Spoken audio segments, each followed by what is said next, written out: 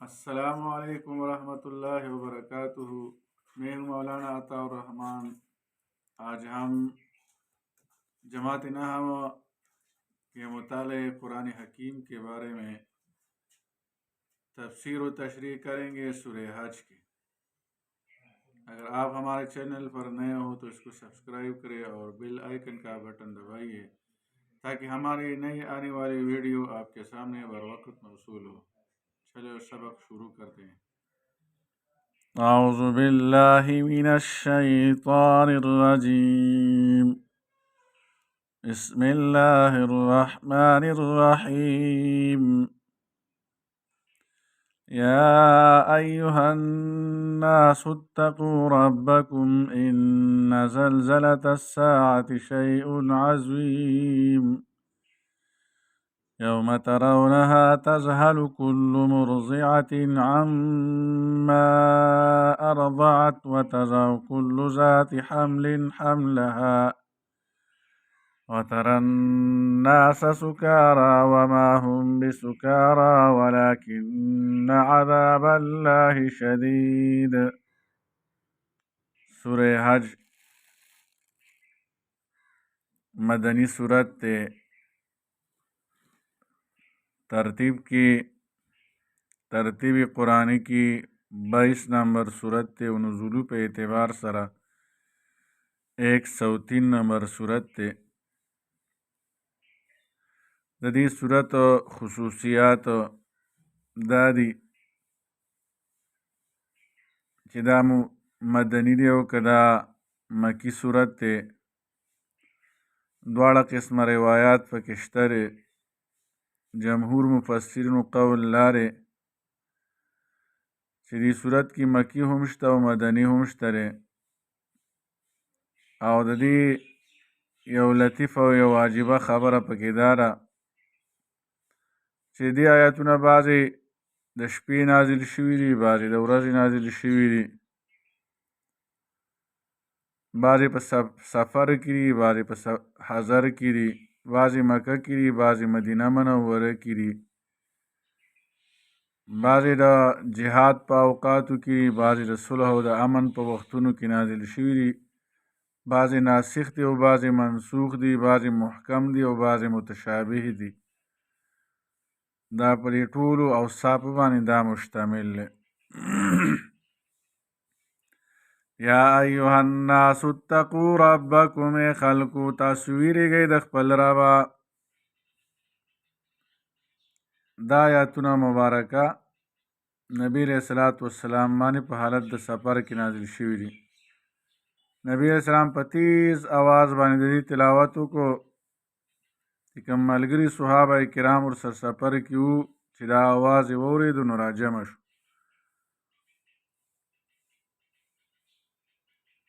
صحابه کرامو ته نبی علیہ السلام خطاب وکړو چې زلزله د قیامت تاسو دا پیژنئ چې دې کې د آیاتونو کې هغه ذکر شوی دی، دا به کله وي دا زلزله د قیامت. صحابه کرامو عرض وکړو د الله او د الله رسول ښه پوهېږي. نو نبی علیہ السلام فرمایي دا به داسې ورځ وي چې په دا ورځ باندې به الله جل شانه آدم علیه السلام ته خطاب وکړي.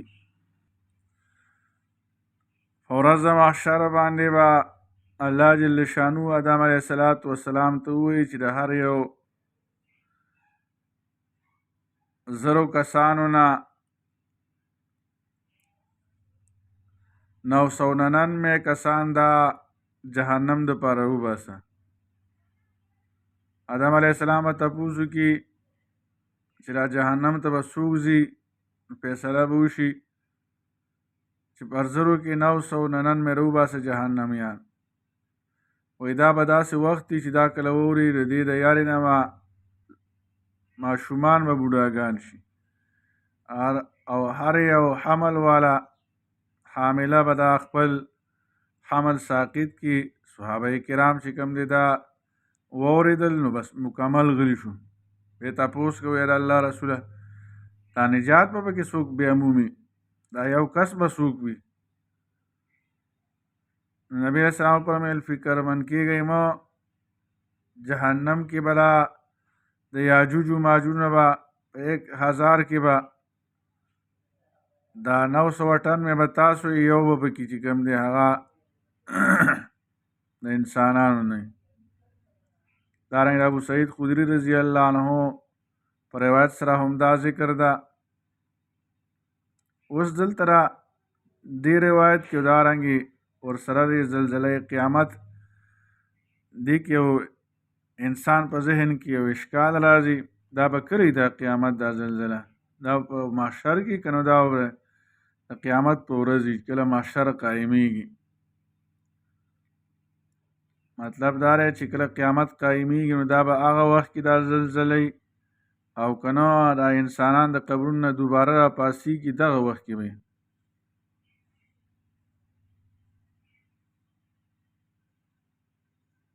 نو یو روایت خو پکې دا دی چې دا به قیامت کله قایمیږي او دا دنیا ختمیږي، دا نظام ختمیږي، نو دغه وخت کې به دارنګې نورو آیاتونو کې هم ذکر دی اذا زلزلت الارض زلزالها وحملت الارض والجبال فدکتا دکتا واحده، دارنګې اذا رجت الارض رجه. نو دا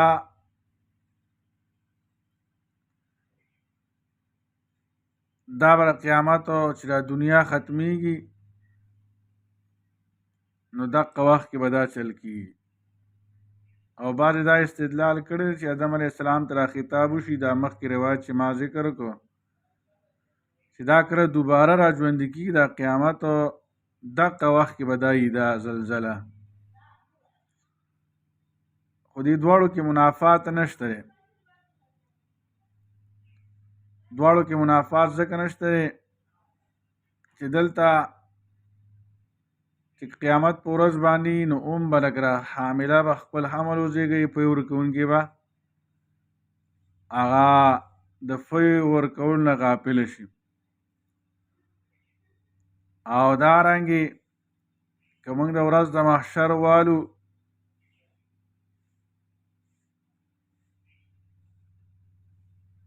نو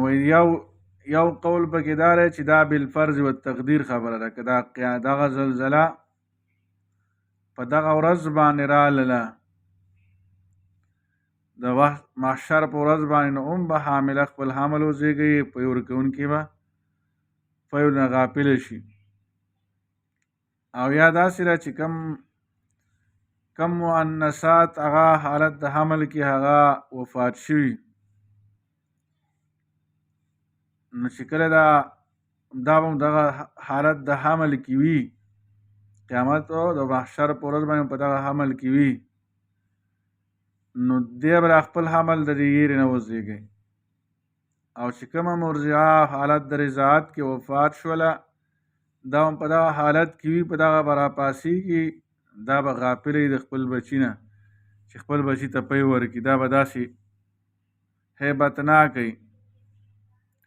یا ایها الناس اتقوا خلقو د الله نه ویرېږئ ربکم چې ستاسو رب دی ان زلزلة الساعة شیء عظیم، یقینا زلزله د قیامت لوی څیز دی. یوم ترونها ته به ویني په دغه ورځ باندې تذهل کل مرضعة عما ارضعت چې غافله به وي هر یو مرضعه فی ورکوونکي، تذهل غافله به اما ارضعت د هغې نه چې کوم پی ورکوي، وتضع کل ذات حمل حملها تضع او به زېږوي کل ذات حمل حملها هر یو حامل خپل حمل لره وترى الناس سکارا ته به وینې چې خلک په نشه کې دي وما هم بسکارا دوی به نشه کې نه وي ولکن عذاب الله شدید لیکن د الله عذاب به سخت وي. ومن الناس او بعض د خلکو نه من یجادل هغه چې هغه جګړې کوي فی الله د الله په ذات کې بغیر علم بغیر د پوهې نه ویتبع تابعداري کوي کل شیطان مرید د هر شیطان سرکشه. بعضې خلک داسې چې هغې سره علم او پوهه نه ده پوهېږي نه او هسې به یې څه جګړې کوي، لکه نضر ابن حارث په باره کې نازل شوې ده، هغه ډېر جګړه کوونکی و. او فرشتې به د الله لوریانې ثابتولې، قرآن ته به پخوانو خلکو کیسې ویلې،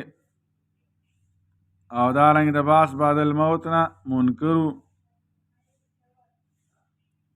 قرآن آیات اگر چې دا خاص کس باره کې نازل شوی د دې حکم عام وي.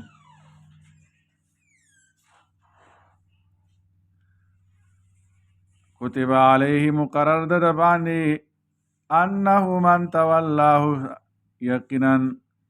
شاندار من تولاه چا چې دوستی وساتله شیطان سره، فانه یضله یقینا دی ګمراه که انسانان لره، ویهدیه الی عذاب السعیر دل ربوزی عذاب د جهنم تا. یا ایها الناس ان کنتم فی ریب من البعث، اے خلکو که چرې تاسو یې په شک کې د باس نه، د باس بعد الموت نه. دا انسان تخلیق ذکر کوي، تخلیق انسانی چې کوم درجات او مختلف مراحل یا ذکر کوي. دلته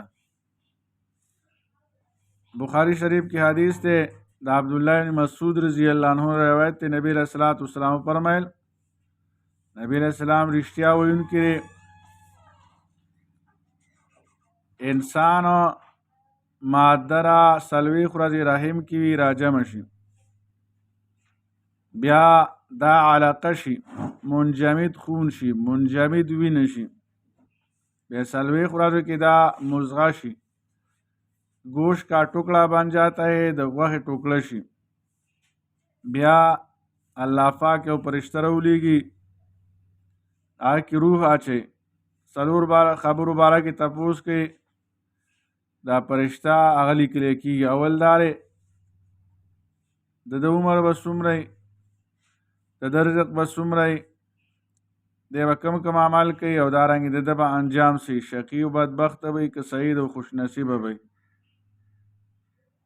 بل روایت کې د ابن ابي حاتم ابن جریر نقل کړی د عبدالله بن مسعود رضی الله عنه، دغه ذکر یې پکې بیا کړی دی. او بیا چې کله دې ته راورسېږي مخلقت او غیر مخلقت، دا روایت کړي دا ټوکړه او دا شکل انساني خو جوړیږي، نو دا اوس دا مخلقه دی او که غیر مخلقه دی.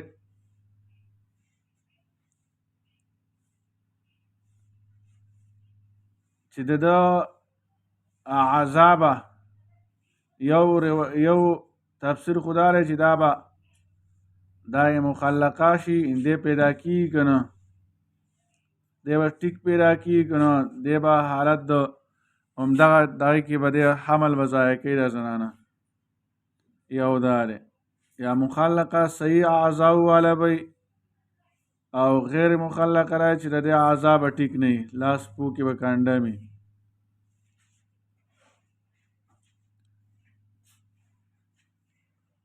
یا ایها الناس ای خلکو ان کنتم فی ریب من البعث، که چرې تاسو شک کې د باس بعد الموت نه، فانا خلقناکم یقینا پیدا کړي تاسو من تراب د خاورې نه، ثم من نطفة بیا د نطفې نه، ثم من علقة د نطفې نه بیا چې کوم دی د چم شوي وینې نه، ثم من مضغة بیا د ټوکړې د غوښې نه، مخلقة و غیر مخلقة چې هغه صحیح اعضاو والی او دارنګې صحیح اعضاو والی نه وي، لنبین لکم دې لپاره چې موږ واضح کړو تاسو ته. ونقر فی الارحام منګه قرار ورکوو، منګه تاسو ته قرار ورکوو په رحمونو کې، ما نشاء هغه چې موږ وغواړو الی اجل مسمى نیټې مقررې پورې، ثم نخرجکم طفلا بیا موږ راوباسو تاسو را ماشوم والي حالت کې، ثم لتبلغوا اشدکم بیا چې تاسو ورسئ خپلې ځوانۍ ته، ومنکم من یتوفی بعضې په تاسو کې هغه څوک چې وفات شي د ځوانۍ نه وړاندې، ومنکم من یرد الی ارذل العمر بعضې پکې داسې چې ورسي کمزوري عمر ته، آخري عمر ته، چې د هغه په عقل و شعور کې بیا فرق راشي.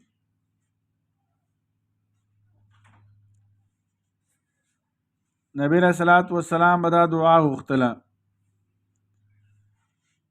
نسائی کی دا روایت در سعد رضی اللہ عنہ نا اللهم انی اعوذک من البخل یا اللہ زه پناه غواړم د بخل نه واعوذک من الجبن پناه غواړم د بزدلۍ نه واعوذک من ان ارد الى ارذل العمر د دې نه پناه غواړم چې زه کمزور عمر ته واپس لاړ شم واعوذک من فتنة الدنیا و عذاب القبر پناه غواړم د فتنې د دنیا نه او د عذاب قبر نه دینه پناهګانې نبی علیہ الصلوۃ والسلام غوښتي دي لکه لا یعلم من بعد علم شیئا دې لپاره دې پوه نشي په پاس د علم نه پس څیز باندې وتر الارض تبویني ځمکې لره حاملتن چې دا به وچی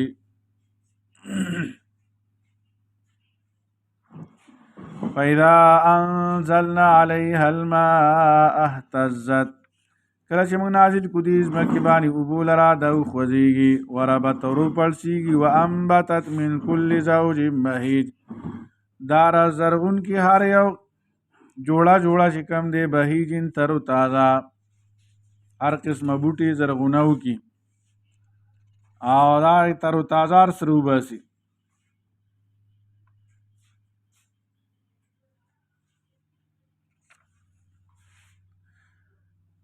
ذالک بأن الله هو الحق دا په دې وجه باندې یقینا الله پاک رښتینی دی وانه یحیی الموتى یقینا الله را ژوندي کوي مړو لره وانه على كل شیء قدیر یقینا الله پاک پر سیز باندې قدرت لرونکی دی وان الساعة آتیة یقینا قیامت راتلونکی لا ریب فیها دې کې شک نشته وان الله یقینا الله یبعث را پاسې من هغه چا لره فی القبور چې قبرونو کې ومن الناس بعض له خلکونه من یجادل فی الله هغه څوک دی چې دې جګړې کوي د الله په ذات کې بغیر علم بغیر د علم نه ولا هدن بغیر د هدایت نه ولا کتاب منیر او بغیر د کتاب روښانه نه سره څه علم نه جګړه کوونکي د الله جل شانه په ذات کې جګړې کوي د هغه په ذات او په صفاتو کې بغیر د علمي ضروري نه بغیر د علمي ضروري نه د سره علمي ضروري نشته ولا هدن بغیر د علمي استدلالي نه ولا کتاب منیر او کتاب روښانه ورسره دلیل نقلي ورسره نشته دلیل استدلالي ورسره نشته دی بیا هم د تکبر د وجې نه د ضد او د عناد د وجې نه دی بیا هم جګړې کوي د الله ذات کې علم ورسره نشته د الله جل شانه د ذات او د صفاتو علمي ضروري ورسره نشته دارنګې دا بل ولا هدن نور څه هدایت شرع علمي استدلالي او عقلي ورسره نشته ولا کتاب منیر دلیل نقلي ورسره نشته ثانی آیت به دی اړون کې خپل اړخ لرا لیضل عن سبیل الله چې د خلکو را بیلارې کې د لار د الله نه له فی الدنیا خزي در لپاره په دنیا کې شرمندګي ثانی آیت به دی اړون کې خپل اړخ لرا لیضل عن سبیل الله چې خلکو لره گمراه کې د لار د نه له فی الدنیا خزي یقینا در لپاره په دنیا کې له وی بدر فارا فی الدنیا په دنیا کې خزي شرمندګي او رسوایی ونذيق یوم القیامت من بعد توسکو ورځ قیامت عذاب الحریق عذاب سوزون کې ذالک بما قدمت یداک دا دی وجنه چې دا وړاندې لګري ستاله سنو ان الله یقینا الله لیس بظلام للعبید الله نه ظلم کوونکې په بندګانو خپل باندې الله